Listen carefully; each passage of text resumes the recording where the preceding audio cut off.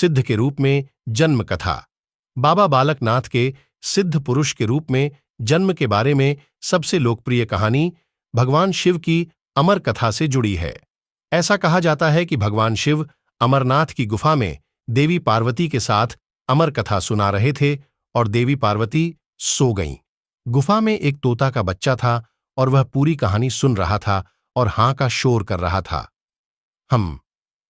जब कथा समाप्त हुई तो भगवान शिव ने देवी पार्वती को सोते हुए पाया तो वे समझ गए कि यह कथा किसी और ने सुनी है। वह बहुत क्रोधित हो गया और उसने अपना त्रिशूल तोते के बच्चे पर फेंक दिया। तोते का बच्चा अपनी जान बचाने के लिए वहां से भाग गया और त्रिशूल ने उसका पीछा किया। रास्ते में आर्षि व्यास की पत्नी उबासी ले रही थी। तोते का बच्चा उसके मुंह के रास्ते उसके पेट में घुस गया। त्रिशूल रुक गया क्योंकि किसी स्त्री को मारना अधर्म था। जब भगवान शिव को यह सब पता चला तो वे भी वहां आए और आर्षि व्यास को अपनी समस्या बताई। आर्षि व्यास ने उससे कहा कि उसे वहीं इंतजार करना चाहिए और जैसे ही तोते का बच्चा बाहर आएगा वह उसे मार सकता है।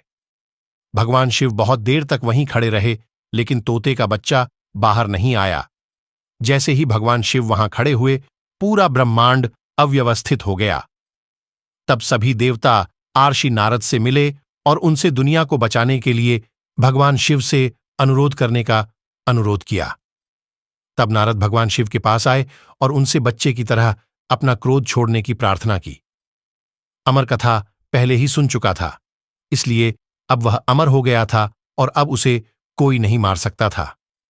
यह सुनकर भगवान शिव ने तोते के बच्चे को बाहर आने को कहा और बदले में तोते के बच्चे ने उनसे आशीर्वाद मांगा।